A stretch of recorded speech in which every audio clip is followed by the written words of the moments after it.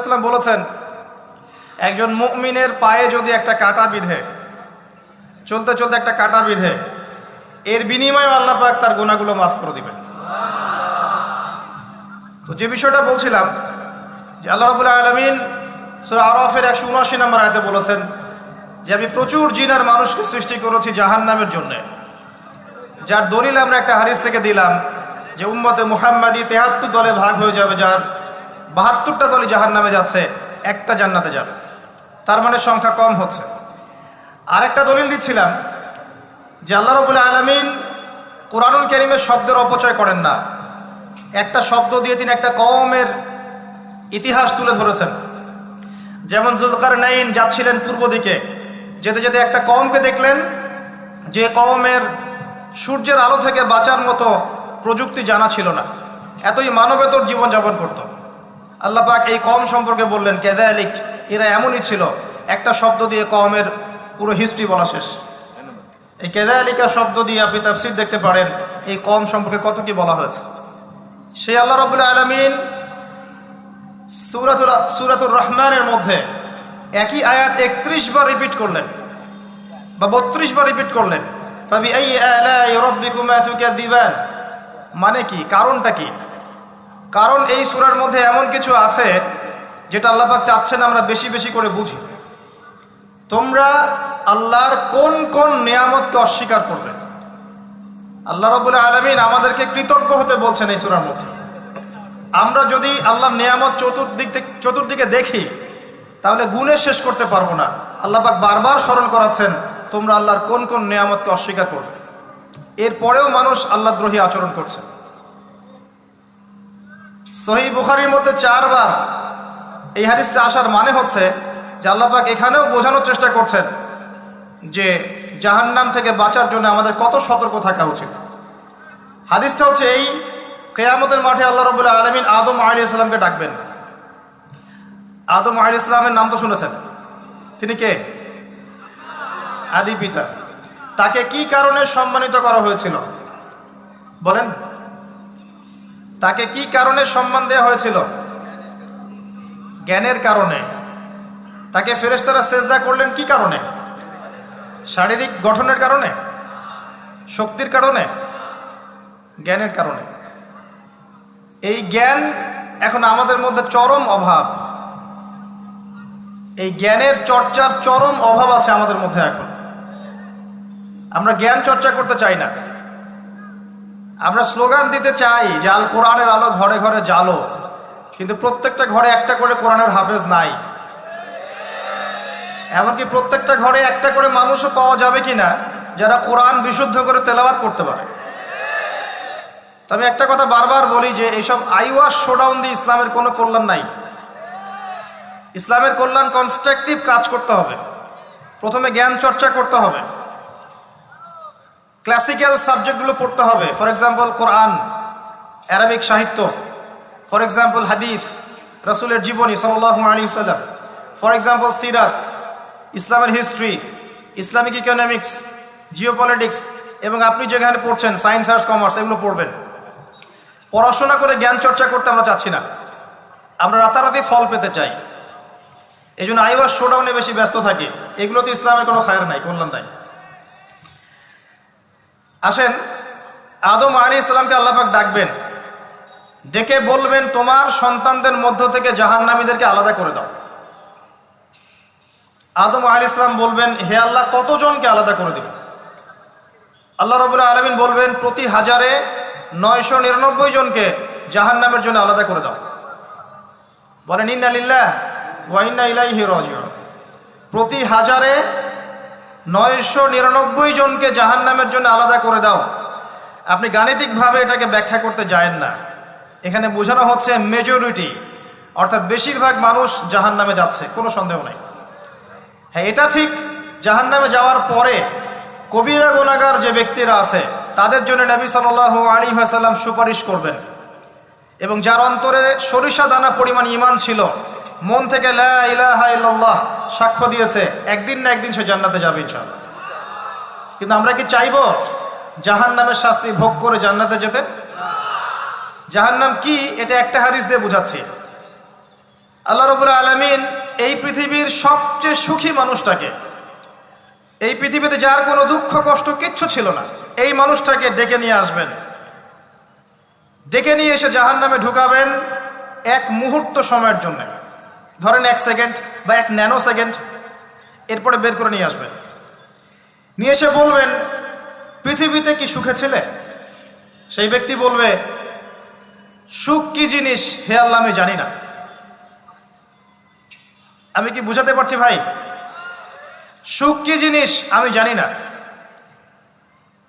আর আল্লাহ রাব্বুল আলামিন এই পৃথিবীর সবচাইতে কষ্টে থাকা মানুষটাকে ডেকে নিয়ে আসবেন, এনে জান্নাতে ঢুকাবেন, ঢুকে 1 মুহূর্ত সময় রাখবেন, বের করে নিয়ে আসবেন। বলবেন পৃথিবীতে কষ্টে ছিলে? সেই বান্দা বলবে কষ্ট কি জিনিস আল্লাহ আমি জানি না। এটাই সেই আয়াতের ব্যাখ্যা বলা যায়।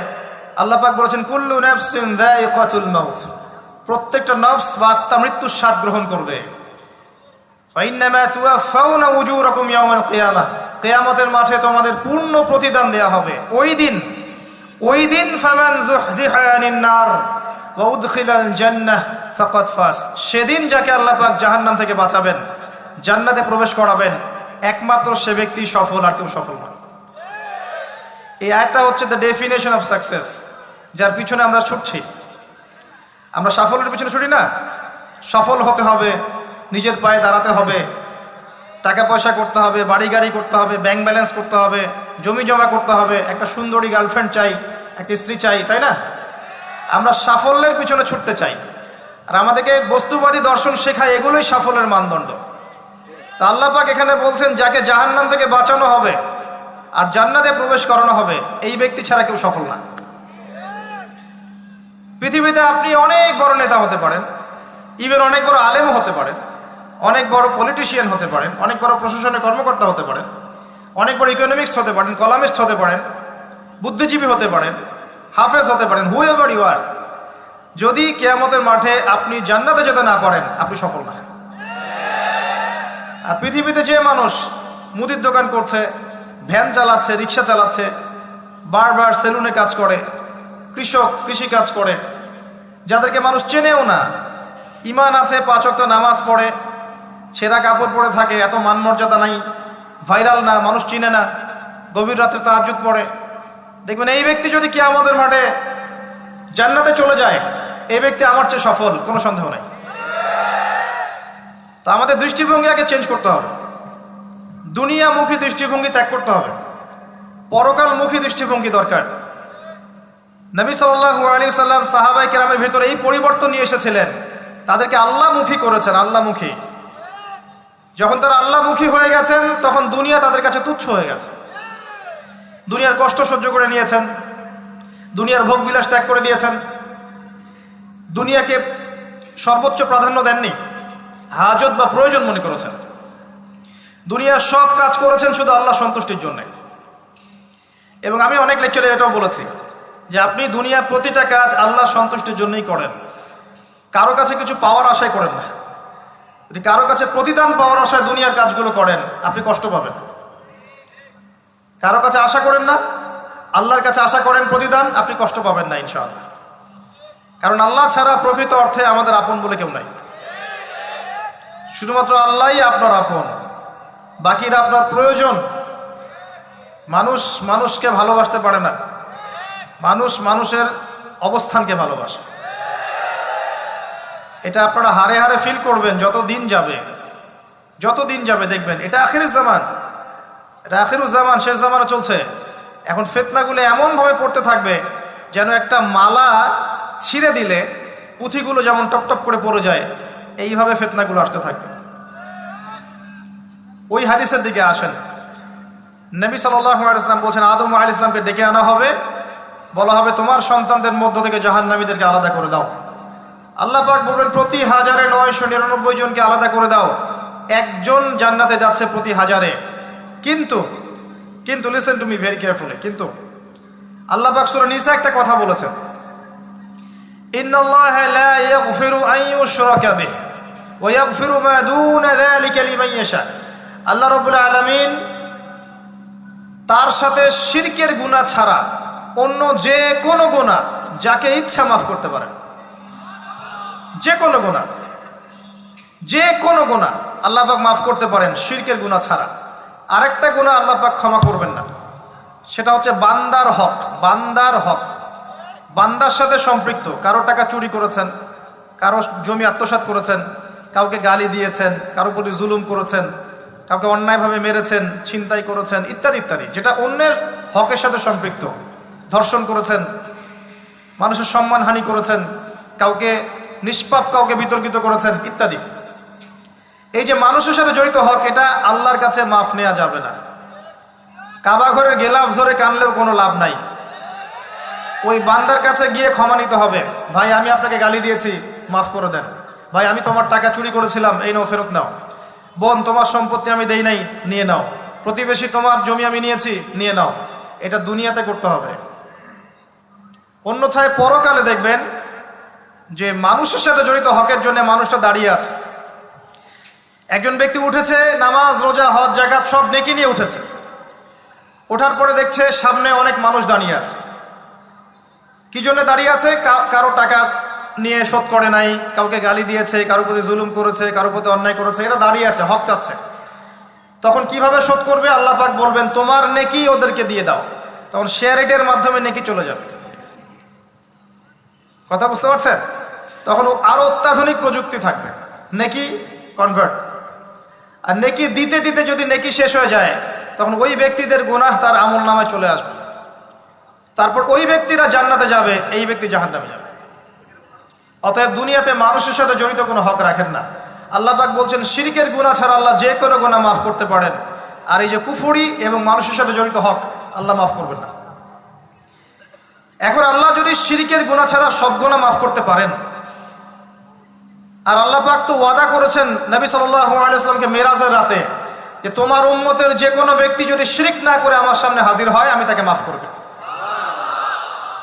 একটা হাদিসে কুদসির মধ্যে এটাও আছে, হে আদম সন্তান, তুমি যদি আসমান এবং জমিন সমপরিমাণ গুনাহ নিয়ে আমার সামনে দাঁড়াও কিন্তু আমার সাথে কাউকে শরীক করনি, তাহলে আমি আল্লাহ তোমার সামনে আসমান জমিন সমান ক্ষমা নিয়ে দাঁড়াবো।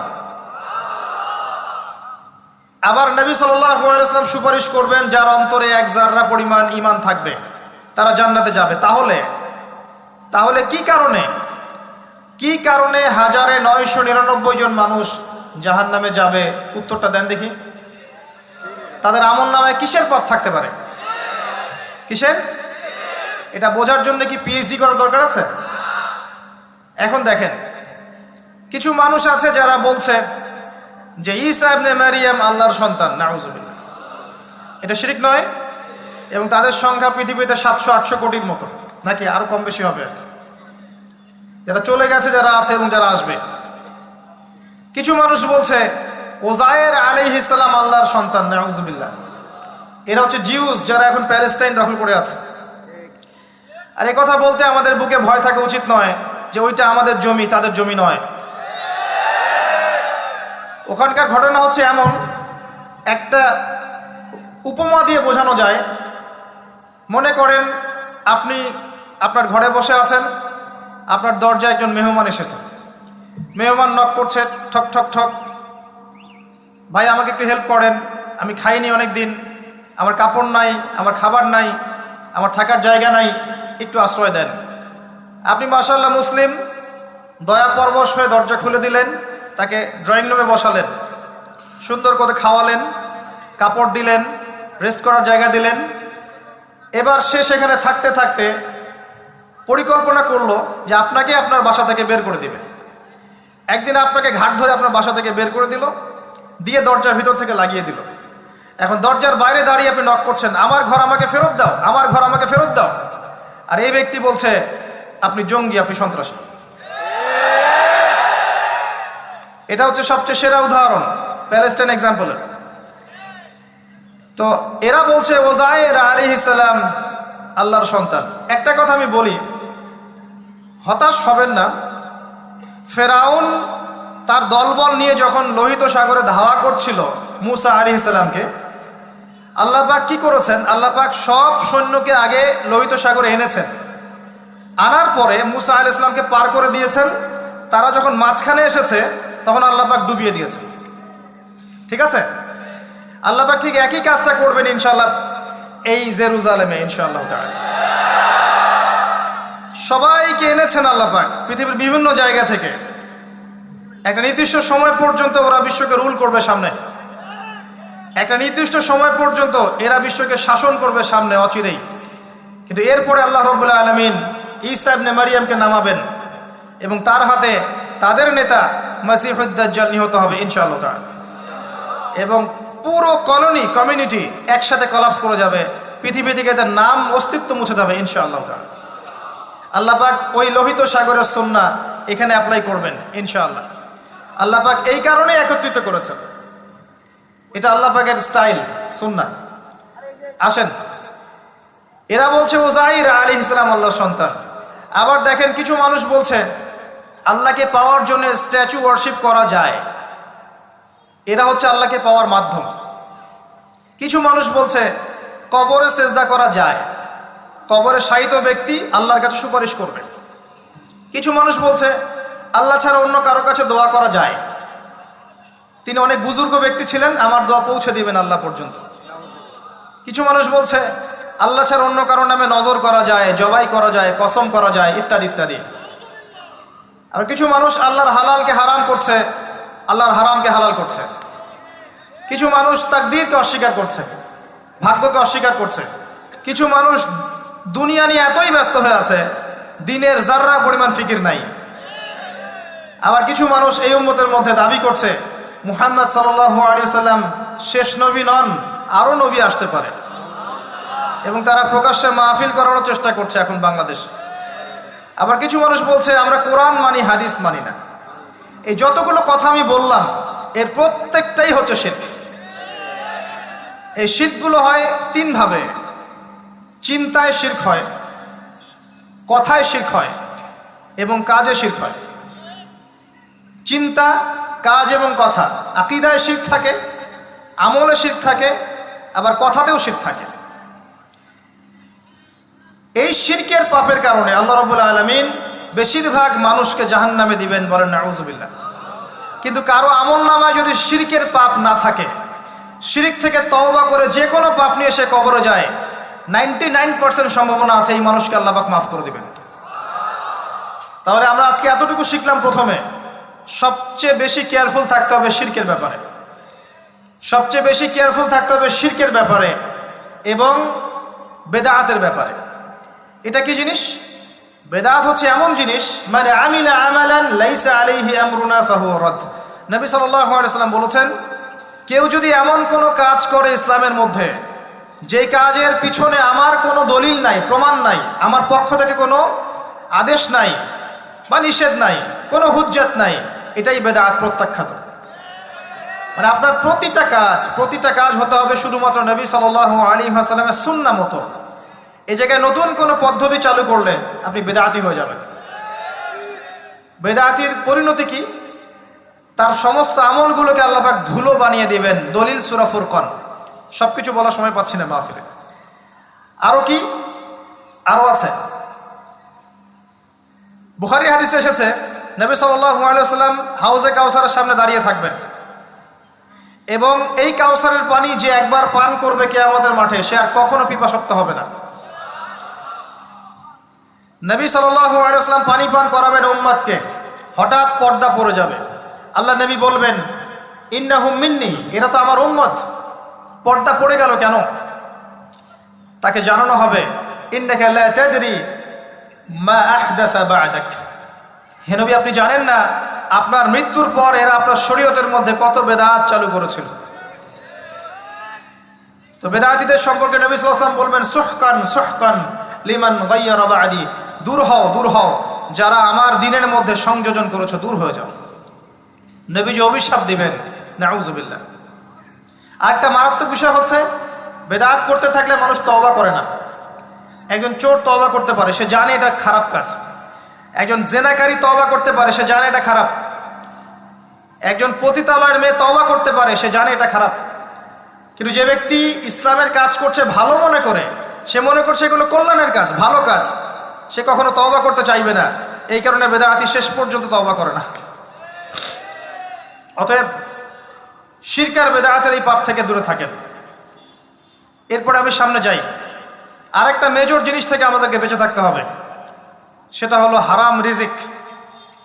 আজকে আমাদের রিজিকের যে সিস্টেমটা আছে এর মধ্যে বেশিরভাগ পরিবারে হারাম রিজিক ঢুকে গেছে, বলেন নাউজুবিল্লাহ। কেউ সরাসরি হারাম, কেউ ঘুরিয়ে ফিরিয়ে হারাম। সবচেয়ে বড় মারাত্মক যে হারামটা ঢুকেছে তার নাম হচ্ছে রিবা বা সুদ। ম্যাক্সিমাম আমরা সুদখোর। আমার কিসের দাড়ি টুপি এগুলো দেখার প্রয়োজন নাই, আমি নিজেও সুদখোর। কিভাবে? প্রত্যক্ষভাবে না হলে পরোক্ষভাবে। মনে করেন আমি একটা ফ্ল্যাটে ভাড়া থাকি, ফ্ল্যাটের মালিক আমার ভাড়ার টাকা দিয়ে তার ব্যাংকের লোন শোধ করে, পরোক্ষভাবে আমি সুদের সাথে সম্পৃক্ত আছি। আপনি বাঁচতে পারবেন না।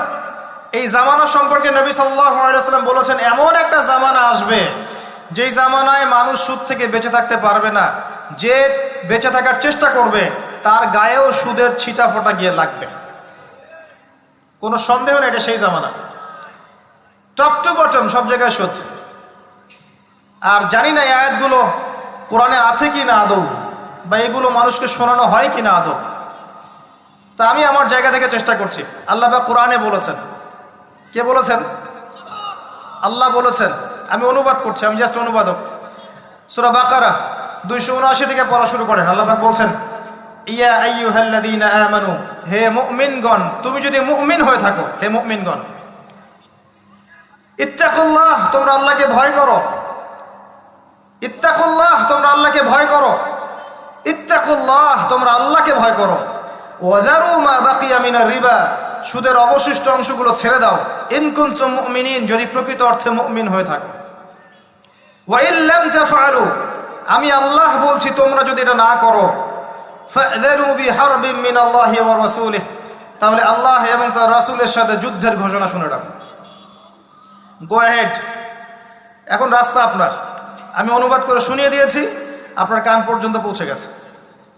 এখন decision is yours, path is yours, choose your path.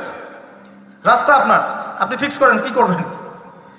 যদি আপনি সুদ খান 1 নাম্বার, অথবা দেন 2 নাম্বার, 3 আপনি সাক্ষী থাকেন, 4 লিখে রাখেন, আপনি সমান পাপী। এই 4 শ্রেণীর মানুষকে নবী সাল্লাল্লাহু আলাইহি ওয়াসাল্লাম অভিশাপ দিয়েছেন, লাআনত করেছেন। আর নবী সাল্লাল্লাহু আলাইহি ওয়াসাল্লাম অভিশাপ নিয়ে যদি আমরা কবরে যাই, তাহলে মান নবিয়ুক উত্তর দিতে পারবো, এটা বিশ্বাস করা বোকামি। তার অভিশাপ নিয়ে যদি আমরা হাসরের মাঠে উঠি, হাউজে কাউসারের পানি পাবো, প্রত্যাশা করাটা বোকামি হবে। তার অভিশাপ নিয়ে যদি আমরা হাসরের মাঠে উঠি, তাহলে তিনি আমাদের জন্য সুপারিশ করবেন, এটা ভাবা বোকামি হবে। মেরাজের রাতে আল্লাহ রাসূল দেখে এসেছেন, 1 শ্রেণীর মানুষকে রক্তের নদীতে ফেলে মাথা ফাটিয়ে দেয়া হচ্ছে। নবী জিজ্ঞাসা করলেন সাল্লাল্লাহু আলাইহি ওয়াসাল্লাম, এরা কারা হে জিবরাইল? জিবরাইল আলাইহিস সালাম বলেন, এরা আপনার উম্মতের সেই সব ব্যক্তি যারা ছিল সুদখোর, যারা সুদের মধ্য দিয়ে মানুষের রক্ত চুষে খেয়েছে। আজকে রক্তের নদীতে এদেরকে ফেলে মাথা ফাটিয়ে দেয়া হচ্ছে। কি করবেন আপনি ফিক্স করেন। ইসলাম তরবারির জোরে ছড়ায় নাই। আমি আপনার গর্দানে তরোয়াল ধরে বলবো না যে সুদ ছেড়ে দেন, বলবো? কেউ বলবে না। ইসলাম এভাবে ছড়ায় নাই। ইসলাম সৌন্দর্য দিয়ে ছড়িয়েছে, সুন্দর উপদেশ দিয়ে ছড়িয়েছে। উদউ ইলা সাবিলি রাব্বিকা বিল হিকমা ওয়াল মাউইযাতিল হাসানাহ ওয়াজাদিলহুম বিল্লাতি হিয়া আহসান, এভাবে ইসলাম ছড়িয়েছে। ফাযাক্কির ইন নাফাআতিয যিকরা সায়াযাক্কারু মান ইয়াখশা, হে নবী আপনি উপদেশ দিন, যদি উপদেশ কাজে লাগে শীঘ্রই যারা আল্লাহকে ভয় করে তারা আপনার উপদেশ গ্রহণ করবে ইনশাআল্লাহ। ওয়া ইয়াতাজান্নাবুহাল আশকা, যারা পাপাচারী ফাসিক তারা উপদেশ গ্রহণ করবে না। ফাযাক্কির ইন্নামা আনতা মুযাক্কির, আপনি উপদেশ দিন, আপনি শুধু উপদেশদাতা। লাস্তা আলাইহিম বিমুসাইতির, আপনি কারো উপর দারোগা নন। এটা একজন দায়ীর কাজ, একজন আলেমের কাজ, এর বেশি কিছু না। আমাদের ম্যাক্সিমাম রিজিকের মধ্যে সুদ ঢুকে গেছে। হয় আমরা খাচ্ছি, না হলে দিচ্ছি, না হলে সাক্ষী থাকছি, না হলে লিখে রাখছি। আরেকটা কথা বলি, এই হাদিসটাও শুনে রাখেন। নবী করিম সাল্লাল্লাহু আলাইহি ওয়াসাল্লাম কার নবী? আপনার তো, আপনারই তো নবী। তিনি বলেছেন সুদের পাপের 73টা শাখা আছে। কতটা? যার সর্বনিম্ন শাখা হচ্ছে নিজের মায়ের সাথে জেনা করা। এখানে যদি একটা বিল্ডিং থাকে, যে বিল্ডিং এর মধ্যে মনে করেন কথার কথা না আউযুবিল্লাহ অনেক প্রস্টিটিউট মহিলা আছে, কথা বুঝতে পারছেন? এখানে আছে অনেক প্রস্টিটিউট মহিলা যারা এখনকার ভাষায় সেক্স ওয়ার্কার্স, কারণ তারা যৌনকর্মী বলতে চায়, পতিতা শব্দ ইউজ করতে চায় না, তারা এটাকে একটা স্বীকৃতি দিতে চেষ্টা করছে আর কি। সেক্স ওয়ার্কার্স এটা একটা কাজ, নাউযুবিল্লাহ। এই কারণেই সমাজে বেশি বেশি মহামারী ছড়াবে, এই কারণেই সমাজে এমন এমন কিছু পাপ ছড়াবে, এমন এমন কিছু রোগ ছড়াবে যে এই রোগগুলো কখনো ছিল না ইতিহাসে। এই কারণেই হাদিসে এসেছে শেষ জামানায় যখন অশ্লীলতা বেড়ে যাবে, বেহায়াপনা বেড়ে যাবে, নগ্নতা বেড়ে যাবে, তখন সমাজে বেশি বেশি এমন এমন রোগ ছড়াবে যে এই রোগগুলো আগে কখনো ছিল না। মনে করেন এখানে এমন একটা বিল্ডিং আছে, সেখানে কিছু সেক্স ওয়ার্কার্স আছে, এখানে কেউ ম্যানেজার, কেউ কাজ করে, কেউ মনে করেন দারোয়ান, কেউ মনে করেন ডিলার এগিয়ে দিচ্ছে, কেউ মনে করেন যে ঘরে ঢুকিয়ে দিচ্ছে, ইত্যাদি ইত্যাদি। এক একজন এক এক সেকশনে কাজ করছে, অনেকটা কর্পোরেট সেকশনের মতো। এখন আপনি কি তাদের কারো বাসায় দাওয়াত খেতে চাইবেন? চাইবেন? আপনি কি তাদের কারো উপার্জন খেতে চাইবেন? যদি এমন হয় এখানে সব সেক্স ওয়ার্কার্স নয়, সবাই আমাদের মা, নাউযুবিল্লাহ। শব্দটা প্রয়োগ করলাম আঘাত করার জন্য, কারণ নবীজি বলেছেন মায়ের কথা। মনে করেন এরা সবাই আমাদের মা, নাউযুবিল্লাহ। এখন কি আপনি এটাকে পছন্দ করবেন? এখানে যদি কেউ কাজ করে তার রিজিক খেতে চাইবেন? রিবার মধ্য দিয়ে আমরা এগুলো করছি, কোনো ফিকির নাই, যায় আসে না কাজ কারো কিছু, দিব্যি খাচ্ছে। যখন দেখবেন পাপ করতে করতে করতে করতে আমার মনের মধ্যে কোনো রিয়াকশন হচ্ছে না, তখন বুঝে নেবেন কলব মরে গেছে, ডিস্ট্রয়েড, ডেড হার্ট। হ্যাঁ, একজন মুমিনের পরিচয় হচ্ছে ছোট ছোট পাপ তার কাছে পাহাড়ের মতো মনে হবে, আর একজন ফাসিকের পরিচয় হচ্ছে বড় বড় পাপ তার কাছে মাছির মতো মনে হয়, তাড়ালেই চলে যাবে। আরো আছে, সহিহ বুখারীর একটা হাদিসে নবীজি বলেছেন, যে ব্যক্তি 1 দিরহাম সুদ খায় সে যেন 36 বার জেনা করেছে। একবার জেনা করার শাস্তি 100 বেত্রাঘাত এবং 1 বছরের জন্য বহিষ্কার, যেটাকে আমরা উস্কে দিয়ে এখন বলি কাছে আসার গল্প। একবার সূরা নূর পড়েন, সূরা নূরের প্রথম আয়াতগুলো পড়েন। যদি কেউ জেনা করে একবার 100 বেত্রাঘাত এবং 1 বছরের জন্য বহিষ্কার। আর যদি কোনো বিবাহিত ব্যক্তি করে তার শাস্তি হচ্ছে রজম, পাথর নিক্ষেপ করে হত্যা করা। আর 1 দিরহাম সুদ খেলে আপনি 36টা মেয়েকে রেপ করছেন। এবার চিন্তা করেন, এই শাস্তিগুলো যদি দুনিয়ায় কার্যকর না হয় এবং দুনিয়াতে যদি আমরা তওবা না করে যেতে পারি, পরকালে কার্যকর হবে কোনো সন্দেহ নাই। দুনিয়াতে শোধ করে যাওয়া ভালো পরকালের চাইতে। অতএব আল্লাহর ওয়াস্তে আমি হাত জোর করে রিকোয়েস্ট করছি, আল্লাহর ওয়াস্তে সুদ ছেড়ে দেন। ভ্যান চালায় খান, সবজি বিক্রি করে খান, একটা ছোট কাপড়ের ব্যবসা করে খান, একটা মাছের আড়ত করে খান, গবাদি পশু প্রতিপালন করে খান, কৃষিকাজ করে খান, আল্লাহর ওয়াস্তে সুদে যায় না। আপনার পুরো দুনিয়া এবং আখিরাত বরবাদ হয়ে যাবে এবং আপনি এর মধ্য দিয়ে আল্লাহর সাথে যুদ্ধ করছেন, নবীর সাথে যুদ্ধ করছেন। এর উপরেও আছে পেপার মানির মধ্যে সুদ। ওই যে বললো 1 দিরহাম, এই দিরহাম আবার কি জিনিস? দিরহাম মানে রৌপ্য মুদ্রা। দিনার এটা কি জিনিস? স্বর্ণ মুদ্রা, ইসলামিক মুদ্রা। সেই যে চলে গেছে ব্রিটিশরা আসার আগে, এখন আর দেখা যায় না। একটা গোল্ড কয়েন যার মূল্যটাকে ইকোনমিক্সের ভাষায় বলে ইন্ট্রিনসিক ভ্যালু। এই ভ্যালুটা এই স্বর্ণ মুদ্রার ভিতরেই থাকে। একটা পেপার মানির ভ্যালু, ইন্ট্রিনসিক ভ্যালু এর ভিতরে থাকে না, এর বাইরে থাকে, যেটাকে আপনি নিয়ন্ত্রণ করতে পারবেন, কমাতে পারবেন, বাড়াতে পারবেন। আর এর সাথে যখন পেট্রো ডলার অ্যাড হয়েছে তখন তো মাশাআল্লাহ জুলুম আরও উপরে উঠে গেছে। আর যারা পেট্রো ডলার সিস্টেম চালু করেছে, এইসব ভোগবিলাসী আরবদেরকে আমরা বলি এরা হচ্ছে আমিরুল মুমিনিন, নাউযুবিল্লাহ, সুবহানাল্লাহ। কত অন্ধ হলে মানুষ এদেরকে আমিরুল মুমিনিন মনে করতে পারে, যারা মুসলিমদের প্রপার্টি সব আমেরিকার হাতে তুলে দিয়েছে, আর সেই প্রপার্টি দিয়ে এরা বম্বিং করে করে সারা বিশ্বের মধ্যে মুসলিম হত্যা করছে। আল্লাহ পাক সেই যে বলেছেন সূরা মাইদার মধ্যে 51 নম্বর আয়াতে, ইয়া আইয়ুহাল্লাযীনা আমানু, হে মুমিনগণ, লা তাত্তাখিযুল ইয়াহুদা ওয়ান নাসারা আউলিয়া, হে মুমিনগণ তোমরা ইহুদি এবং খ্রিস্টানদেরকে বন্ধুরূপে গ্রহণ করো না। কে বলেছেন?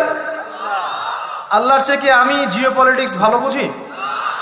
আল্লাহর চেয়ে আমি আমার ভালো মন্দ ভালো বুঝি? কাদেরকে? বা'দুহুম আউলিয়া ও বা'দ, যারা একে অপরের বন্ধু, যারা একে অপরের বন্ধু। ওয়া মান ইয়াতাওয়াল্লাহুম মিনকুম ফাইন্নাহু মিনহুম, তোমাদের মধ্যে কেউ যদি ওদের দিকে মুখ ফিরায় সে তাদের অন্তর্ভুক্ত, এই উম্মার কেউ না তারা। সে যেই হোক, বিশ্বের এইসব নামধারী মুসলিম কান্ট্রিদের চাইতে বাংলাদেশের পররাষ্ট্রনীতি অনেক ভালো আছে, হাজার গুণে ভালো আছে। কি মনে করেন আপনি? এসব ফাসেকা জালেমদেরকে আপনি আমিরুল মুমিনিন মনে করছেন? আল্লাহ পাক বোঝার তৌফিক দান করুন। আসেন, রিবার কথা বলতে গিয়ে কথাটা আসছি, ইন্ট্রিনসিক ভ্যালু বলে একটা বিষয় আছে। এত ডিটেলস বিষয় মাহফিলে বলা সম্ভব না। এতটুকু বলবো যে ইনশাআল্লাহ তাআলা আপনি যদি আপনার সম্পদকে সাস্টেইনেবল অ্যাসেটে রূপান্তরিত করেন, আগামী দিনগুলোতে আপনি ইনশাআল্লাহ জিতবেন, আদারওয়াইজ হেরে যাবেন। ফর এক্সাম্পল, আপনি যদি আপনার সম্পদকে জমিতে কনভার্ট করেন, গবাদি পশুর প্রজেক্ট করেন, আপনি যদি মাছের প্রজেক্ট করেন, ব্যবসা ইনভেস্ট করেন, বা কিছু গোল্ড রাখেন, কিছু সিলভার, কিছু আপনার রূপা রাখেন, ইত্যাদি ইত্যাদি, পরবর্তী সময়গুলোতে গিয়ে আপনার সম্পদের মান কমে যাবে না, ইনশাআল্লাহ বাড়বে। আপনি সমস্ত সম্পদ যদি পেপার মানির মধ্যে রেখে দেন, আস্তে আস্তে আপনার সম্পদের মান কমবে। সামনে 10, 15, 20, 30 বছর পর আপনি সম্পদ হারাবেন। এর চেয়ে বেশি কিছু আমি বলতে পারবো না, বাকিটা আপনারা পড়াশোনা করে বুঝে নেবেন। যেটা বলতে চাচ্ছি, ইকোনমিক সেকশনে আমরা সবাই মোটামুটি হারামের সাথে সম্পৃক্ত। এর পাশাপাশি আছে আবার ঘুষ, আছে না? না দিলে চাকরি হয় না, সুবহানাল্লাহ। আবার অনেক আলেম ফতোয়া দিচ্ছে এখন, তুমি যদি যোগ্য হয়ে থাকো কিন্তু তোমাকে জব দিচ্ছে না, তাহলে তোমার জন্য ঘুষ দেওয়া জায়েজ। সুবহানাল্লাহ, কত ঘুরিয়ে ফিরিয়ে জায়েজ করছি আমরা, আল্লাহ ভালো জানেন। যে নিবে আর যে দিবে সমান অপরাধী দুজন। একজন ব্যক্তি মাদক দ্রব্য সেবন করে, আরেকজন ব্যক্তি মাদক উৎপাদন করে, কেউ সেল করে, কেউ ডিস্ট্রিবিউট করে, সবাই অপরাধী না? এরপরে আবার আছে দেখবেন অন্যের সম্পদ আত্মসাৎ করা। দুর্নীতি করছি, অন্যের সম্পদ আত্মসাৎ করছি। অনেক সময় দিনের লেবাজেই, ধার্মিকতার লেবাজেই মানুষের সম্পদ লুটে পড়ে খাচ্ছে। কত মাজার কাছে যায় দেখেন মানুষের সম্পদ কিভাবে লুটে খাচ্ছে, আল্লাহ ভালো জানে। ওখানে যত মোমবাতি জমা পড়ে, এগুলো বিক্রি করলে আমার একটা পদ্মা সেতু হবে, আল্লাহ ভালো জানে। বেশি বলে ফেলাইছে মনে হয়। যাই হোক, এমন অনেক জায়গা আছে, গরু ছাগল দিচ্ছে, মাশাআল্লাহ মানতের টাকা দিচ্ছে। এই যে কয়দিন আগে দেখলাম একটা চ্যানেলেই দেখলাম, দান বাক্স খুলেছে, কোটি কোটি টাকা বের হচ্ছে এখন থেকে। জি, আমি মনে করতে পারছি না, বাট আমি দেখেছিলাম। তো না, ঠিক আছে, মসজিদে টাকা দিতে পারে মানুষ, সমস্যা নাই। আমি বলছি এমন জায়গা যেখানে আল্লাহর সাথে শিরক হচ্ছে। বিষয়টা হচ্ছে, আমরা ধর্মের লেবাজে অনেক সময় মানুষের সম্পদ লুটে পড়ে খাচ্ছি না? অনেক মুসলিম আছে যারা বোনের সম্পত্তির অধিকার দেয় নাই। আল্লাহ রাস্তায় সময় দিয়ে আসে, চিল্লা দিয়ে আসে, বলছে যে আমার বোন তো আমাকে সম্পত্তি দান করে দিয়েছে, মাশাআল্লাহ। তার মানে কেমনে দান করছে ভাই? তো বলে আমি ওকে বলছি তুই যদি আমাকে দিস তো সওয়াব হবে। তো দিয়ে দিচ্ছে, মাশাআল্লাহ। তো বললাম যে আপনি মরার আগে ওটা তাকে সওয়াবের আশায় দিয়ে দিয়েন, এই অবস্থায় মরেন না। আমরা অনেক সময় ধর্মের লেবাজেও মানুষের সম্পদ আত্মসাৎ করি, কোনো সন্দেহ নাই। আল্লাহ পাক আমাদেরকেও হেফাজত করুন, আমিন। এক কথায় বলতে চাই প্রিয় ভাইয়েরা, পরিবারের মধ্যে হারাম রিজিককে ঢুকতে দিয়েন না। হারাম রিজিক ঢুকলে পরে আপনার ইবাদত কবুল হবে না। আপনি ছোটখাটো কিছু করেন, হালাল রিজিক খান, অল্পতে আল্লাহ পাক সন্তুষ্ট হয়ে যাবেন ইনশাআল্লাহ তাআলা। আল্লাহ পাক তো বেশি কিছু চান না আমাদের কাছে। আল্লাহ পাক কি চান? আমরা তাকে ভালোবাসি, আমরা তার জন্য আমাদের ইবাদতগুলো ঢেলে দেই, তার সাথে শিরক না করি, তার নবীর সুন্নাহ মতো চলি, একটু হালাল খাই, একটু পর্দা করি, বাচ্চা কাচ্চাদেরকে ইসলামী আদর্শে বড় করি, পরিবারের আদর্শটা একটু ঠিক করি। এত বেশি কিছু কি আল্লাহ পাক চান আমাদের কাছে? আল্লাহ পাক কি আমাদের কলার ধরে জিজ্ঞাসা করবেন দুনিয়াতে ইসলামিক খেলাফত কায়েম করে আসো নাই কেন? বলবেন? বলবেন না। এটা বলবেন না আল্লাহ পাক আমাদেরকে। কিন্তু যাকে আল্লাহ পাক ওই ক্ষমতা দিয়েছেন তাকে বলবেন তোমাকে ক্ষমতা দিয়েছিলাম, তুমি কেন করো নাই? কথা বুঝতে পারছেন? সবার জন্য সবকিছু না, আমরা সাধারণ মানুষ। সাধারণ মানুষের জন্য সাধারণ কাজগুলো যথেষ্ট। একটু পড়াশোনা করেন, আল্লাহ পাক তৌফিক দান করুক। একটু আমল করেন, একটু পর্দা করেন, একটু হালাল খান, তাওহীদে থাকেন, সুন্নতে থাকেন, নবীর মতো লাইফ কাটান, 5 ওয়াক্ত নামাজ পড়েন, সামর্থ্য হলে যাকাত দেন, রমজান মাসে রোজা রাখেন, সামর্থ্য হলে হজ করেন, ইনশাল্লাহ আপনি জান্নাতি। একটা হাদিস আমি পড়েছি ফয়জুল কালাম বইয়ের মধ্যে, মাদ্রাসায় পড়ানো হয়, ক্লাসিক্যাল একটা বই, সবাই কিনতে পারেন। ফয়জুল কালাম অত্যন্ত চমৎকার হাদিসের একটা বই। এর মধ্যে একটা হাদিস আছে যেটা পড়ে শান্তি লাগে, মনে হয় যে না আশা আছে পরকালে বাঁচার। সেটা হচ্ছে নবী সাল্লাল্লাহু আলাইহি ওয়াসাল্লাম সাহাবীদেরকে বলছেন যে তোমরা সাহাবীরা এমন একটা যুগে বাস করছো যেই যুগে ইসলামের 10% কেউ যদি ছেড়ে দেয় সে ধ্বংস হয়ে যাবে। কথা বুঝতে পারছেন? সাহাবীদেরকে নবীজি বলছেন তোমরা এমন একটা যুগে বাস করছো যেই যুগে যদি ইসলামের 10% 1/10 কেউ ছেড়ে দেয় সে ধ্বংস হয়ে যাবে। কিন্তু তোমাদের পরে এমন একটা যুগ আসবে যেই যুগে মানুষরা যদি ইসলামের 10% ধরে রাখতে পারে সফল হয়ে যাবে। এটা সেই যুগ না? আপনার এই যুগে প্রতিটা সেক্টরেই ফিতনা। আপনার ধর্মে দেখবেন তাওহীদের মধ্যে শিরক, সুন্নতের মধ্যে বেদাত, আলেমদের মধ্যে বিভক্তি, কাদা ছোড়াছড়ি, গালাগালি, হিংসা বিদ্বেষ, পরশ্রী কাতরতা, কত কি দেখতে পাচ্ছেন। আপনি ধর্মের মধ্যে শিরক দেখছেন, বেদাত দেখছেন, অর্থনীতিতে হারাম দেখছেন, পরিবারের মধ্যে বস্তুবাদিতা দেখছেন, কি দেখছেন না? সমাজের মধ্যে জেনা দেখছেন, পর্নোগ্রাফি দেখছেন, ফ্রি মিক্সিং দেখছেন, ফ্যামিনিস্ট রেভলিউশন দেখছেন, নগ্নতা দেখছেন, কি দেখছেন না? অর্থনৈতিক জীবনে আপনি এগুলো দেখছেন, বৈশ্বিক জীবনে আপনি মারামারি, কাটাকাটি, রাহাজানি দেখছেন, হত্যা, রক্তপাত দেখছেন। কোন যুগে বসে আছেন আপনি? এই যুগে আপনি 10% আমল করেন, জান্নাতি হয়ে যাবেন ইনশাআল্লাহ। আল্লাহ পাক তৌফিক দান করুন, কবুল করুন। একটা বিষয় হচ্ছে আমল করা, একটা বিষয় হচ্ছে আকীদা পোষণ করা। আমি যদি আকীদা পোষণ করি যে ইসলামের মধ্যে, কোরআন এবং সুন্নাহর মধ্যে প্রতিটা বিষয়ের সমাধান আছে, এটা যদি আপনি বিশ্বাস করেন, এরপরে অল্প আমল করেন, কোনো সমস্যা নেই ইনশাআল্লাহ। কারণ আপনার আকীদা ঠিক আছে। আপনি আমল করতে পারেন নাই, কিন্তু আকীদা ঠিক ছিল। আপনি মেনে নিয়েছেন লা ইলাহা ইল্লাল্লাহ, কোনো ইলাহ নেই আল্লাহ ছাড়া, মুহাম্মাদুর রাসূলুল্লাহ, কোরআন হুজ্জাতুল্লাহ, কোরআন আল্লাহর হুজ্জা, সুন্নাহ তরিকাতুন নবী, এটা আল্লাহর নবীর তরিকা। এগুলোর মধ্যে সব কিছুর সমাধান আছে, এটা আপনি মেনে নিয়েছেন মন থেকে। এবার আমল করতে গিয়ে আপনি পারছেন না। নামাজ পড়ছেন 5 ওয়াক্ত, হয়তো পরিবারটা ঠিক মতো করতে পারছেন না, চেষ্টা করছেন, হালালে থাকার চেষ্টা করছেন, কখনো কখনো হারাম ঢুকে যাচ্ছে, আপনি চেষ্টা চালিয়ে যাচ্ছেন ক্রমবর্ধমানভাবে, কিন্তু আপনি আকীদা রাখেন এটাই চূড়ান্ত, এটাই সঠিক, ইনশাআল্লাহ আল্লাহ পাক আপনার সব গুনাহ মাফ করে দিবেন। আর একজন ব্যক্তি আকীদাই রাখে না, সে মনে করে ইসলাম ওই যুগে চলতে, ওই যুগে চলে না। সে মনে করে কোরআন এবং সুন্নাহ সবকিছু নাই, আমার মস্তিষ্ক প্রসূত বুদ্ধি সবকিছু। কেউ মনে করে সায়েন্সই সবকিছু, কেউ মনে করে মানব রচিত বিধানই সবকিছু। কেউ যদি এগুলোকে চূড়ান্ত মনে করে তখন আমল আর কাজে আসবে না। এই বাতিল আকীদা নিয়ে বেশি বেশি আমল করেও লাভ নাই। আকীদা আগে স্পষ্ট করতে হয়, পরিষ্কার করতে হয়। আল্লাহ পাক আমাদেরকে পরিচ্ছন্ন আকীদা দান করুন, আমিন। রিজিকের ব্যাপারে প্রিয় ভাইরা সচেতন হয়ে যান। এরপরে চলে আসেন একটা মৌলিক জায়গায় আসবো, ফ্যামিলি। এখানে মা বোনরা আছেন, এখানে অনেক যুব সমাজের তরুণ তরুণীরা আছে, আমাদের পিতৃস্নেহ পিতৃমহ অনেক আমাদের পিতামহরা আছেন। এটা একটা ভালো সুযোগ এই পরিবার সম্পর্কে দুটা মৌলিক কথা বলার জন্য। আমি অনেক দিন থেকে চাচ্ছিলাম এমন একটা পরিবেশ। লিসেন ভাই, আল্লাহ পাক একটা আয়াতে বলেছেন, সূরা তাহরিম আয়াত নাম্বার 6, ইয়া আইয়ুহাল্লাযীনা আমানু, হে মুমিনগণ, কু আনফুসাকুম, নিজে জাহান্নামের আগুন থেকে বাঁচো, ওয়া আহলিকুম নারা, তোমার পরিবার বর্গকে বাঁচাও, আলাইহা মালাইকাতুন গিলাজুন শিদাদ, যেই জাহান্নামে কঠোর মনের ফেরেশতা আছেন, লা ইয়াসুনাল্লাহা মা আমারহুম ওয়া ইয়াফআলুনা মা ইউমারুন, আল্লাহ পাক তাদেরকে যে আদেশ করেন সে আদেশ পালনে তারা বিন্দুমাত্র ভূক্ষেপ করে না, মানে বিন্দুমাত্র গাফেলতি করে না। আল্লাহ পাক ভয় দেখাচ্ছেন জাহান্নামে এমন ফেরেশতা আছেন, আল্লাহ যা আদেশ করবেন তাই করবে। এই জাহান্নাম থেকে নিজে বাঁচো, পরিবার বর্গকে বাঁচাও। নিজে বাঁচবো কিভাবে? আমি বলে দিয়েছি কিভাবে। আপনি জ্ঞান অর্জন করবেন, আমল করবেন, হালাল খাবেন, তাওহীদে থাকবেন, সুন্নতে থাকবেন, ইনশাল্লাহ বেঁচে যাবেন। পরিবার বর্গকে বাঁচাবেন কিভাবে? আসেন শুরু করি শুরু থেকে। শুরুটা হবে আপনার বিয়ে দিয়ে।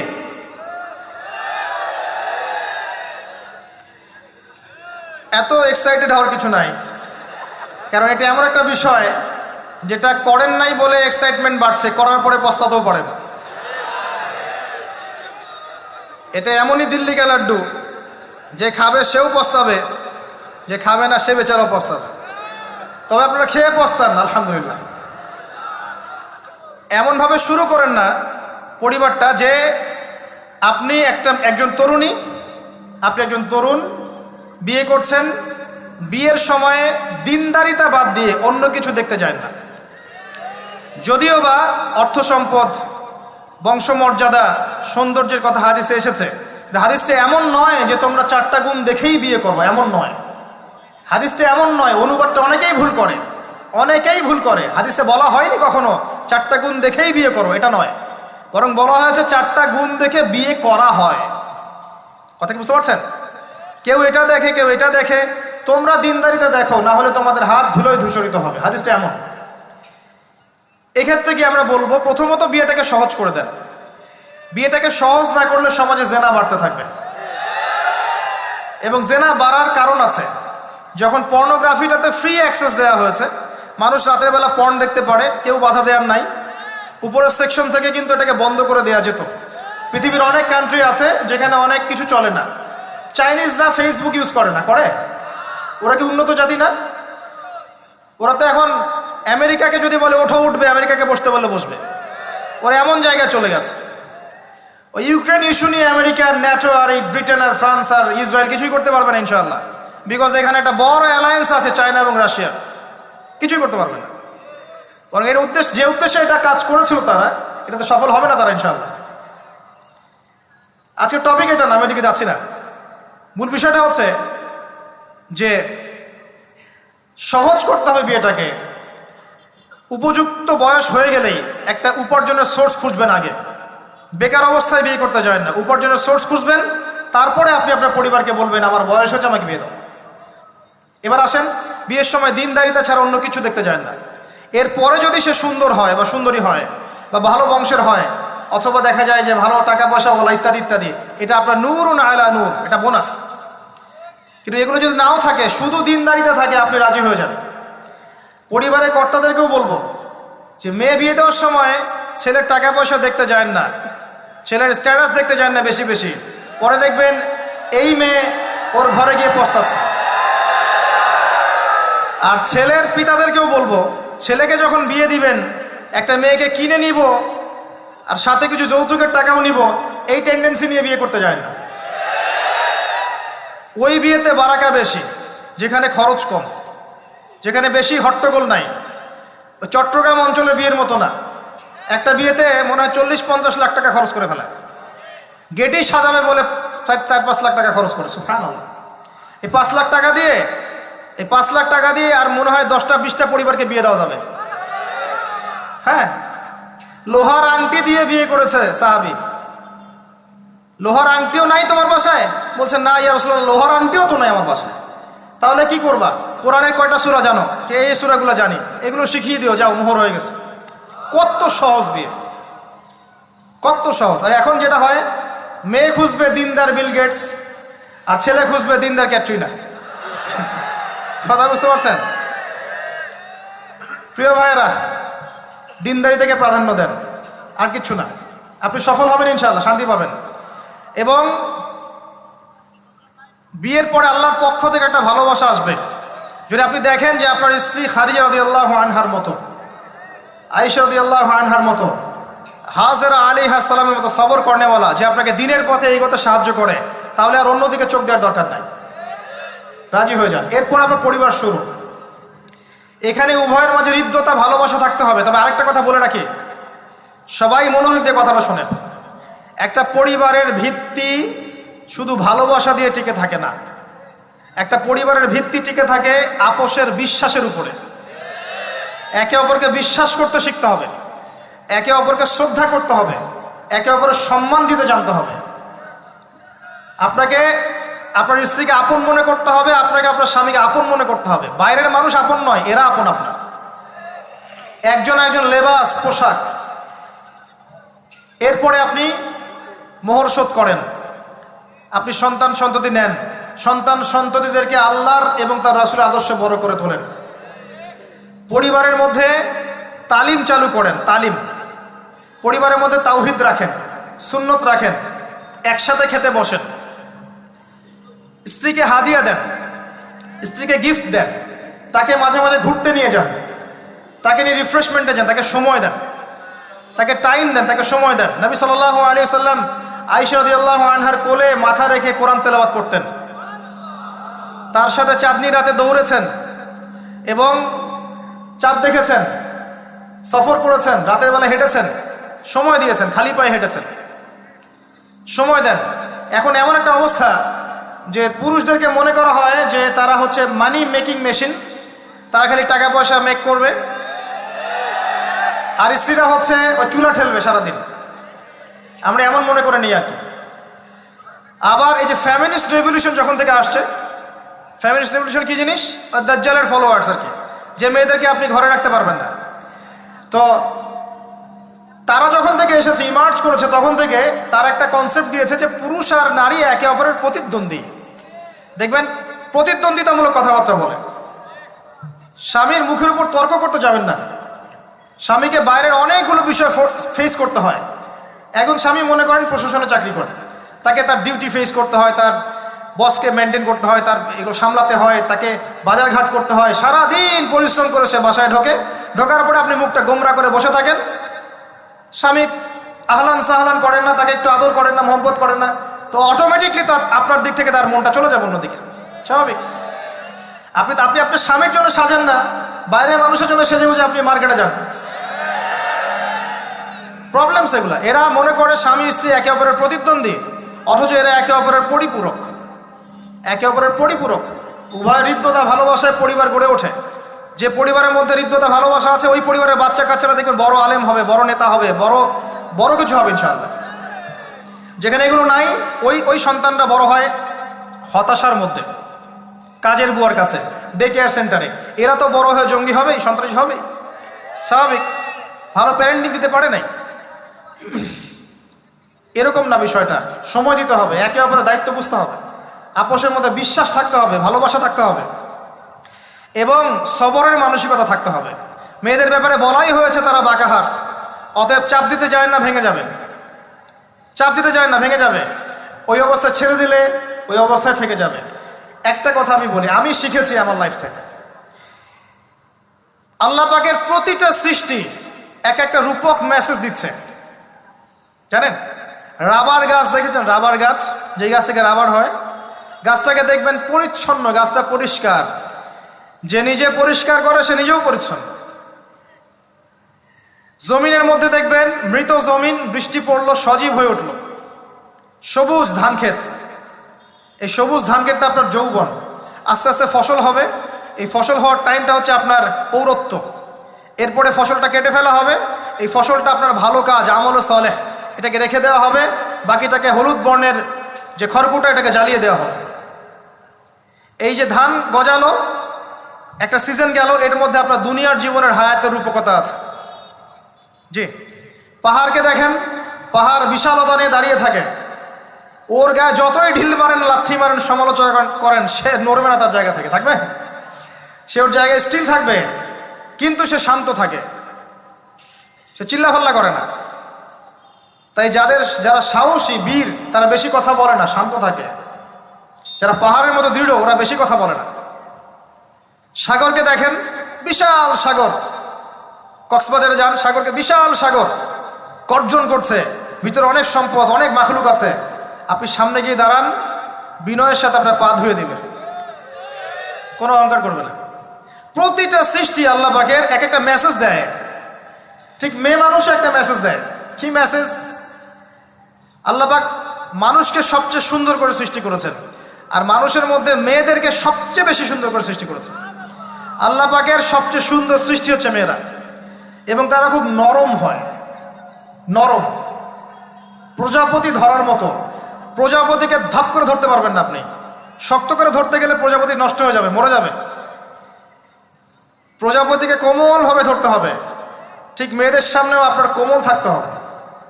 বেশি হার্ড হতে যাবেন, শেষ। আমি আপনার গার্লফ্রেন্ডের সামনে কোমল হতে বলি নাই, আপনার ওয়াইফের সামনে হতে বলেছি। কোমল থাকলে আপনি জিতে যাবেন। দেখবেন দুনিয়ার চিল্লা ফাল্লা করছে আপনার বাসায়, আপনি চুপচাপ আছেন পাহাড়ের মতো, কোমল আছেন। 5 মিনিট পর দেখবেন নিজেই ঠান্ডা হয়ে এসে বলছে আচ্ছা সরি, ভুল হয়ে গেছে। আর যদি আপনি চিল্লা ফাল্লার কাউন্টার দিতে যান, তাহলে দেখবেন সুটকেস গোছানো শেষ, বাবার বাড়ি চলে গেছে। ডিল করা খুব ডিফিকাল্ট। এখানে আপনাকে খুবই সবরের পরিচয় দিতে হবে। আল্লাহ পাক বোঝার তৌফিক দান করুন। আর আমরা মা বোনদেরকে রিকোয়েস্ট করব, 4টা মূলনীতি মেনে কাপড় চোপড় পরবেন। আপনার কাপড়টা এমন হবে না যেই কাপড়টা পরলেও অঙ্গ প্রত্যঙ্গ দেখা যায়, বোঝা যায়, এমন হবে না। কাপড়টা এমন হবে না এত টাইট ফিটিং যে আপনার অঙ্গের উঁচু নিচু অবয়ব বোঝা যায়, এমন হবে না। কাপড়টা এমন হবে না যেটা অমুসলিমদের পোশাক, আর কাপড়টা এমন হবে না যেটা পুরুষদের পোশাক। এই মূলনীতিগুলো মেনটেন করে কাপড় পরবেন ইনশাআল্লাহ। এছাড়াও মেয়েদের কথায় পর্দা আছে, চলনে পর্দা আছে, ওঠা বসায় পর্দা আছে। নামাজ পড়ার সময় তাদেরকে কিছুটা শালীনভাবে নামাজ পড়তে হয়। তাদের চোখের দৃষ্টির মধ্যে পর্দা আছে। এগুলো কে শিখাবে এখনকার মেয়েদেরকে? সবসময় বিজি দেখবেন নতুন কোন সিরিয়াল আসছে, নতুন কোন ফ্যাশন আসছে, নতুন কোন পার্লারে কি আসছে, কোন কাটিং আসছে, কোন নায়িকা আসলো। ওই যে বাংলাদেশে কোন এক নায়িকা আসছে, তাই নিয়ে মিডিয়াতে এমন তোলপাড়, মনে কি নাকি একটা অবস্থা। আল্লাহর কাছে তোমার কি মূল্য আছে? হে আল্লাহর কাছে তোমাদের কি মূল্য আছে? তোমরা কি 5 ওয়াক্ত নামাজ পড়ো? তোমরা কি পর্দা করো? তোমাদের মধ্যে হায়াবোধ কিছু আছে? তোমরা মানুষকে ভালো কিছু শেখাও, সমাজকে ভালো কিছু দাও, শালীন কিছু দাও। আল্লাহর কাছে তোমাদের কি মূল্য আছে? নবী সাল্লাল্লাহু আলাইহি ওয়াসাল্লাম তো জাহান্নাম দেখে এসে এই কথাটাই বলেছেন, আমি জাহান্নাম দেখে আসলাম, সেখানে বেশিরভাগ অধিবাসী হচ্ছে মেয়ে, নারী। কি কারণ? তারা এমন কাপড় চোপড় পরে বাইরে ঘুরতো যেই কাপড় পরেও তারা নগ্ন থাকতো। আমি কি ব্যাখ্যা করতে হবে? আপনি দেখতে পারেন না? এবং তারা স্বামীর সাথে কুফরি করত। সারা জীবন স্বামী যদি তাদের ভরণ পোষণ দেয়, ভালোবাসে, মহব্বত করে, তাদের জন্য জীবনটা ক্ষয় করে ফেলে, এক পর্যায়ে গিয়ে বলবে সারাটা জীবন তোমার কাছে কিছুই পাইলাম না। বাস্তব। এগুলোর কারণে মেয়েরা বেশি বেশি জাহান্নামে যাবে। এবং তারা মানুষ মারা গেলে মাতম করে, বুক পিঠ চাপড়ায়, এই কারণে যাবে। এবং তর্ক লাগলে অভিশাপ দেয় বেশি, এই কারণে যাবে। আল্লাহ পাক আমাদের মা বোনদেরকে হেফাজত করুন। তবে একটা হাদিস আছে সুসংবাদের। নবী সাল্লাল্লাহু আলাইহি ওয়াসাল্লাম বলেছেন, একজন নারী যদি 4টা কাজ করতে পারেন, জান্নাতের যে কোনো দরজা দিয়ে ইচ্ছা প্রবেশ করতে পারবেন। 1 নাম্বার 5 ওয়াক্ত নামাজ, 2 নাম্বার রমজান মাসে সাওম, 3 নাম্বার আপনার লজ্জাস্থানের হেফাজত অর্থাৎ খাস পর্দা, এবং 4 নাম্বার আপনার স্বামীর আনুগত্য। ফ্যামিনিস্ট আকীদার মেয়ে হলে আনুগত্যকে দাসত্ব মনে করে, স্বামীর আনুগত্যকে তারা দাসত্ব মনে করে। স্বামী কে? স্বামীর সম্মান বোঝেন আপনি? স্বামী কে? যার ব্যাপারে নবী সাল্লাল্লাহু আলাইহি ওয়াসাল্লাম বলেছেন, আমি যদি আল্লাহ ছাড়া অন্য কাউকে সেজদা করতে বলতাম, তাহলে মেয়েদেরকে বলতাম তারা যেন স্বামীদেরকে সেজদা করে। আপনাকে আমি কিভাবে বুঝাবো স্বামী কে, স্বামীর মর্যাদা কোথায়? এগুলো কি ইসলাম মেয়েদেরকে ডমিনেট করছে এগুলো দিয়ে? কেন? এই স্বামী আপনার জন্য সারাটা জীবন ক্ষয় করে ফেলে।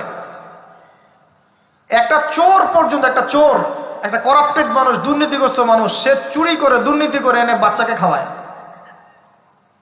একটা ধর্ষক পর্যন্ত ওর মেয়েকে আদর করে। পুরুষ মানুষ কি জিনিস কেমন করে বুঝবেন? সারাটা জীবন ক্ষয় করে ফেলায়।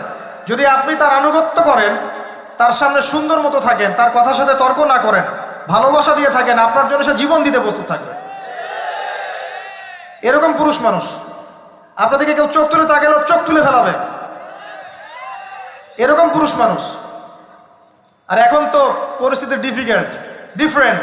বাসায় পুরুষ বাইরের ছেলের সাথে ফোনে প্রেম হয়ে গেছে, পালায় চলে গেছে, বিয়ে করে ফেলছে। দেখবেন বাসায় স্ত্রী আছে, বাইরের মেয়ের সাথে প্রেম করে বিয়ে করা শেষ। বিয়ে করলে সমস্যা নাই, ব্যভিচার করে ফেলছে। বিয়ে সে করতেই পারে, সে যদি সমতা রক্ষা করতে পারে, সেটা তার ডিফারেন্ট ইস্যু, এটা অন্য ইস্যু। তো স্বামীর আনুগত্য আপনাকে কিভাবে বুঝাবো? এটা দাসত্ব নয়। নবী সাল্লাল্লাহু আলাইহি ওয়াসাল্লাম বলেছেন, কোনো স্বামী যদি কোনো স্ত্রীকে চায়, তার প্রয়োজনের জন্য চায়, মহব্বতের জন্য, স্ত্রী যদি চুলায় রান্না করতে থাকে, ওই রান্না ফেলে দিয়ে তাকে আসতে হবে। হাদিস। রাতের বেলা স্বামী স্ত্রী শুয়েছে, স্বামীর চাহিদা আছে, স্ত্রীর কোনো সমস্যা নাই, স্ত্রী ফিট, ইচ্ছা করেই অহেতুক স্বামীকে বলল আমি রাজি না, উল্টা পাশে মুখ করে ঘুমিয়ে গেল। আল্লাহর নবী বলছেন, সারা রাত আল্লাহর পক্ষ থেকে একজন ফেরেশতা আসবে, এসে এই নারীকে অভিশাপ দিতে থাকবে। এখন এগুলো হাদিস শুনলে বলবে যে ইসলাম তো মেয়েদেরকে ছোট করছে। একজন মেয়ে তার, একজন স্বামীর কথা বলছে, স্বামী তার মেয়ে, তার স্ত্রী, তার মা, তার বোন, সবাইকে তার মিরাসের হক দিতে হয়। একজন মেয়ে তার বাবার সম্পত্তি পায়, কোনো কোনো ক্ষেত্রে তার ভাইয়ের সম্পত্তি পায়, তার স্বামীটা তো পাই, তার ছেলেরটাও, নানি হলেও সম্পত্তির হক আছে। একটা মেয়েকে চতুর্দিক থেকে সিকিউর করা হয়েছে ইসলামে।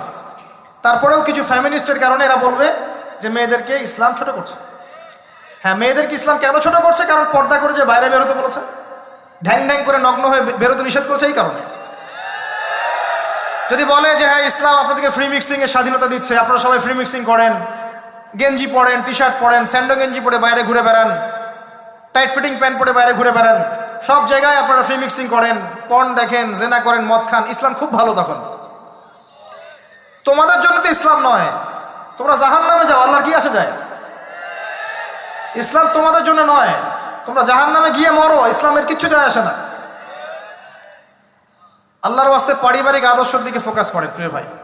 নিজে জাহান্নামের আগুন থেকে বাঁচেন, পরিবার বর্গকে বাঁচান, পরিবার বর্গকে বাঁচান। পরিবার আরেকটা পার্ট হচ্ছে আপনার পিতামাতা। পিতামাতার সাথে খারাপ আচরণ করতে যায় না আল্লাহর ওয়াস্তে। সেই ব্যক্তির জন্য ধ্বংস যার পিতামাতা বেঁচে আছে, তাদের হক আদায় করে সে জান্নাতে যেতে পারলো না, তার জন্য ধ্বংস। আরেকটা অংশ আছে আপনার সন্তান সন্ততি। বাচ্চা কাচ্চার প্যারেন্টিংটা খুব সুন্দর করে করেন।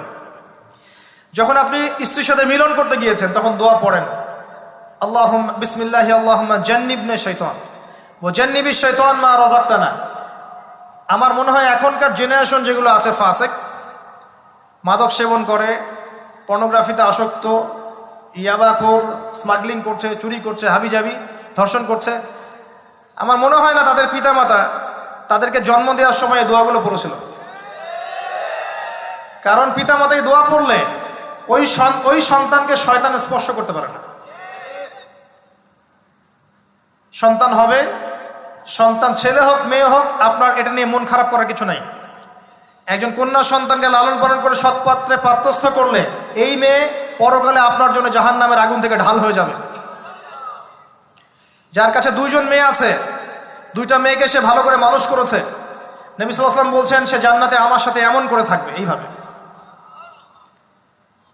কেউ যদি বিধবার দায়িত্ব নেয়, সেও নবী সাল্লাল্লাহু আলাইহি ওয়াসাল্লামের সাথে এইভাবে থাকবে। এতিমের দায়িত্ব নেয়, এইভাবে থাকবে। ফ্যান্টাসিতে ভুগছেন, একটা এতিম মেয়েকে বিয়ে করেন, একটা অসহায় তালাকপ্রাপ্ত মেয়েকে বিয়ে করেন, একটা বিধবা মেয়ে যার স্বামী মারা গেছে, কেউ নাই দেখার, তাকে বিয়ে করেন, তারপরে বোঝা যাবে আপনার মধ্যে কতটুকু দিন আছে। আর বর্তমান সভ্যতা আমাদের কি সমাধান দিবে? সবাই যদি দিনদার একটা করে ক্যাটরিনা খোঁজে, এই এতিম, এই বিধবা, এই যাদের দেখার কেউ নাই, এই মেয়েগুলা কি রাষ্ট্রের সম্পত্তিও থাকবে? এদের দায়িত্ব কে নিবে? পুরুষরা যদি দায়িত্ব না নেয়, কে দায়িত্ব নিবে? এখন কেউ যদি ওদের দায়িত্ব নিতে যায়, তখন তাকে আবার খারাপভাবে উপস্থাপন করা হয়, এই ব্যক্তির মনে হয় চরিত্র খারাপ। কিন্তু এদিকে বাইরে 10টা জেনা করে বেড়াচ্ছে, কোনো সমস্যা নাই। এগুলো কুস্কায়। এইসব জাহেলদের জন্য ইসলাম নয়। ইসলামের প্রতিটা বেসিক ফান্ডামেন্টাল মানবতার কল্যাণের জন্যই। এগুলোকে ফরজ করা হয়নি, আপনি নফল, আপনার সামর্থ্য থাকলে আপনি করতে পারেন, না করলে কোনো সমস্যা নেই। কেউ যদি করে যে ইসলাম পরিপূর্ণরূপে পালন করার চেষ্টা করছে, এটার উপর আমল করার চেষ্টা করছে, তাহলে আপনি তাকে ক্রিটিসাইজ করছেন কেন? কি সমস্যা আপনার? আরেকটা পার্ট হচ্ছে সন্তান সন্ততি। বাচ্চা কাচ্চাকে ছোটবেলা থেকেই মানুষ করতে হবে এমনভাবে যাতে করে বড় হয়ে এরা এই উম্মার খালেদ এবং ওমর হতে পারে। বাচ্চা ছোট বাচ্চাকে আপনি ভালো খাবার দেন, মায়ের স্নেহ দেন, বাবা মার সাথে রাখেন, একটু গ্রাম্য পরিবেশে নিয়ে গিয়ে তাকে বড় করেন। কেন বলছে কথা? এখানে পরিবেশ সুন্দর থাকবে, সে দৌড়াবে ধুলার মধ্যে, মাঠের মধ্যে খেলবে, সুন্দর ভাষা শিখবে। এরপরে তাকে ভালো প্রতিষ্ঠানে পড়ান। প্রতিষ্ঠানটা এমন হবে যে প্রতিষ্ঠানে জেনারেল শিক্ষা, ইসলামিক শিক্ষা একসাথে দেয়া হচ্ছে, সে সব শিখবে। আমার ছেলে কোরআনে হাফেজও হবে, আমার ছেলে ডক্টরও হবে ইনশাআল্লাহ। এভাবে করে তোলেন। আধুনিক হন, মাথাটা খাটান, ব্যাকডেটেড মানসিকতা বাদ দেন। বিশ্বটা এগিয়ে গেছে, আমাদেরকে এগিয়ে যেতে হবে। একমুখী জ্ঞান দিয়ে আপনি কিচ্ছু করতে পারবেন না এই যুগে। দ্বিমুখী শিক্ষার একটা হারমোনিয়াস কম্বিনেশন দরকার। আমাকে কোরআন জানতে হবে, সায়েন্সও জানতে হবে, নাহলে আমি সায়েন্স দিয়ে কোরআনকে ব্যাখ্যা করতে পারবো না, কোরআন দিয়েও সায়েন্সকে ব্যাখ্যা করতে পারবো না। জানতে হবে, আমাদেরকে শিখতে হবে, পড়তে হবে, প্রচুর পড়তে হবে। বাচ্চাদেরকে ছোট থেকে বড় করেন এভাবে। আস্তে আস্তে গিয়ে দেখবেন তারা যখন কিশোর, তাদের বন্ধু বান্ধবের সার্কেল দিকে খেয়াল রাখেন। আপনি বাবা হিসেবে তার বন্ধুর মতো আচরণ করেন, মা হিসেবে তার সাথে বান্ধবীর মতো আচরণ করেন, তার সাথে ক্লোজ হন, তার সমস্যাগুলো জানার চেষ্টা করেন। তাকে ফ্রি মিক্সিংয়ের মধ্যে পড়াশোনা করতে দিবেন না, না হলে স্কুল লাইফে সতীত্ব হারিয়ে ফেলবে। অনেক সময় অনেক মেয়ে আছে স্কুল লাইফে সতীত্ব হারিয়ে ফেলেছে, কলেজ লাইফে যেতে যেতে প্রস্টিটিউশনে চলে গেছে। অনেক মেয়ে আছে, এগুলো টপ সিক্রেট না, এগুলো সব ওপেন সিক্রেট। এখন ঘরে ঘরেই সমস্যা, মানুষ লজ্জায় বলতে পারে না। যে কটা মিডিয়া আসে এগুলো তো আমরা জানি, ঘরে ঘরেই সমস্যা ঢুকে গেছে, মানুষ লজ্জায় বলতে পারে না। ছোট ছোট বাচ্চা মেয়েদেরকে পর্যন্ত রেপ করা হচ্ছে এখন। এটা সেই ফ্যামিলিস্ট রেভলিউশনের কারণেই হচ্ছে। যত বেশি জেনাকে উস্কে দেওয়া হবে, তত বেশি ধর্ষণ বাড়বে। ধর্ষণ বাড়তে বাড়তে এক পর্যায়ে বাচ্চাদেরকে ধর্ষণ করা বাড়বে। এরপরে কি হবে জানেন? এরপরে মানুষ সমকামী হবে বেশি বেশি, ছেলে ছেলের সাথে, নাউজুবিল্লাহ। তারপরেও কি হবে বলে যাচ্ছি, এরপরে আরো একটা ধাপ আসবে, যখন মানুষ গবাদি পশুর সাথে জেনা করবে। দেখে নিয়েন, এগুলো হাদিসে এসেছে, এমনি এমনি বলছি না। মানুষ এগুলো করবে। বাচ্চা কাচ্চাকে বড় করেন, ভালো খাবার দেন, ওকে খেলাধুলা করতে দেন। ও যত বেশি খেলাধুলা করবে, ও শরীরটা ক্লান্ত হবে, তখন খাবে ভালো, বেশি খাবে, ব্রেন শার্প হবে, ওকে ওর নেতৃত্ব দেওয়ার যোগ্যতা অর্জন হবে। ওকে খেলাধুলা করতে দেন, ওকে ব্যায়াম করতে বলেন, ওকে সাঁতার শেখান, ওকে তাইকুন্ডু শেখান, ওকে ফিজিক্যাল এক্সারসাইজ শেখান। ওই ডিভাইসে অ্যাডিক্টেড করবেন না, উল্টাপাল্টা কার্টুন দেখান না, উল্টাপাল্টা অ্যানিমেশন দেখান না, এমন গেমসের মধ্যে আসক্ত করে দিয়েন না, বাসায় ডিভাইস দিয়ে দিয়েন না, সারাদিন এগুলো খেলছে, এগুলো দিয়েন না। ওকে কায়িক পরিশ্রম করান, একটু বড় হয়ে গেলে বাজারে পাঠান, বাস্তবতা শিখুক, সংসার করতে শিখুক, ডিল করতে শিখুক, সামাজিকতা শিখুক। ওকে সামাজিক বানান, গাছ লাগানোর কাজে ওকে ইনভলভ করে দেন, রক্তদান কর্মসূচিতে ওকে ইনভলভ করে দেন, ওকে সমাজ কল্যাণমূলক কাজ করতে শুরু করে দেন। দেখবেন ও সামাজিক হবে ইনশাআল্লাহ। কম্বল বিতরণ করতে বলেন, ত্রাণ দিতে বলেন, ওকে ওকে উৎসাহ দেন, নামাজে উৎসাহ দেন, রোজা রাখতে বলেন। মেয়ে ছোট থেকে মেয়েকে পর্দা করতে বলেন, বলেন ও দেখবে যে আমার মা যখন বাইরে যায় তখন এই পোশাকে বাইরে যায়। আলহামদুলিল্লাহ, আমি দোয়া করি আল্লাহ পাক আমার মেয়েকে যেন খাদিজা রাদিয়াল্লাহু আনহার মতো কবুল করে। আমাকে বলেছে যে বাবা আমি 5টা বোরখা নিব। ওর বয়স 3 বছর। ওকে ওর মা বলেছে যে বাইরে যেতে হবে বাবার সাথে একটা প্রোগ্রামে। ও বলছে আমি বোরখা পরবো, না হলে যাব না। আমি অবাক হয়ে গেলাম যে আমি কিন্তু ওকে বলিনি বোরখা পরো। মানে আপনাকে পরিবেশ বলে দিবে, একটা পরিবেশ, একটা সুস্থ পরিবেশে আপনি যদি আপনার বাচ্চাকে বড় করেন, আপনার বাচ্চা দেখবেন সুস্থ হয়ে বিকশিত হবে ইনশাআল্লাহ। একটা অসুস্থ পরিবেশ দেন যেখানে ঝগড়াঝাটি, মারামারি, রাহাজানি, কাটাকাটি, সুদ, দুষ, জেনা, ব্যভিচার আছে, এই যে আপনার অপসংস্কৃতি আছে, আপনার বাচ্চারা আস্তে আস্তে নষ্ট হয়ে বেরোবে। পরিবেশ দিতে হবে। অসুস্থ পরিবেশের মানুষ কখনো সুস্থ জাতি উপহার দিতে পারবে না। তো এই বিষয়গুলো দিকে খেয়াল রাখেন, মেয়ের পোশাকে খেয়াল রাখেন, তবে মেয়েকে কার কোলে তুলে দিচ্ছেন এটা খেয়াল রাখেন। এই যুগটা খুব কঠিন যুগ, কাছের মানুষদেরকে দ্বারা মেয়েরা ধর্ষিত হচ্ছে, খুব খেয়াল রাখেন। বাসায় কাজিনের এত থ্রু অ্যালাউ করেন না, কাজিন সম্পর্ক থ্রু করেন না, অ্যালাউ করেন না।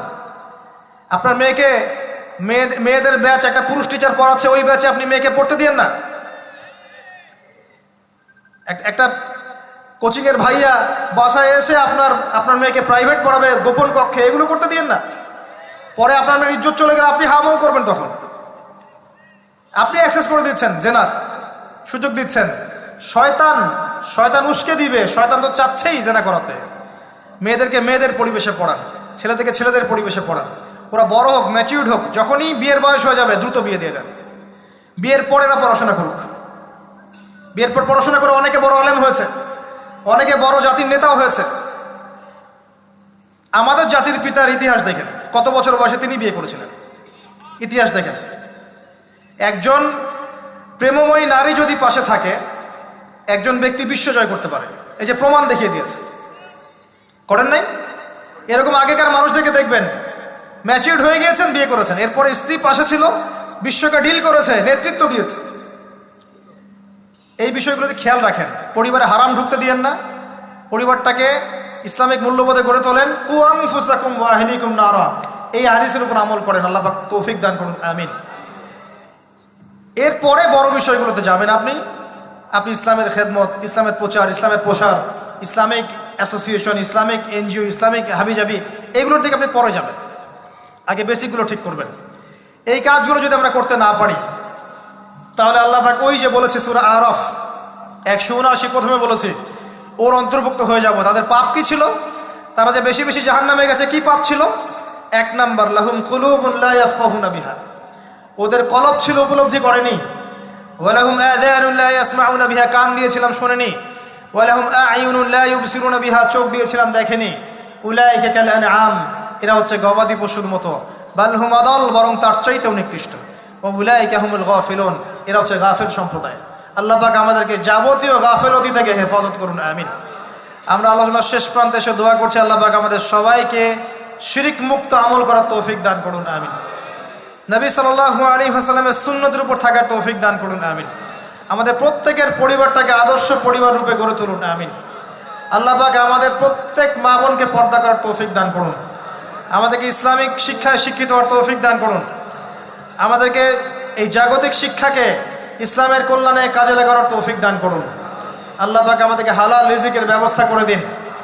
আল্লাহ পাক আমাদের মধ্যে যারা অসুস্থ সবাইকে শেফায়ে কামেলা দান করুন। আমাদের মধ্যে যারা মারা গেছে, আল্লাহ পাক সবাইকে মাফ করে দিন। আমাদের প্রশাসনের ভাইদেরকে আল্লাহ পাক হেফাজত করুন, হেদায়েত দান করুন। যাবতীয় অন্যায় থেকে হেফাজত করুন। ন্যায় নিষ্ঠার সাথে দায়িত্ব পালন করার তৌফিক দান করুন। আমাদের ঊর্ধ্বতন কর্তৃপক্ষ যারা আছে, গভর্নমেন্টে যারা আছে, সবাইকে আল্লাহ পাক হেদায়েত দান করুন। আল্লাহ পাক তাদের দ্বারা দ্বীন ইসলামের খেদমত কবুল করুন। আমরা মাহফিল কমিটির পক্ষ থেকে আপনাদের শুকরিয়া আদায় করছি।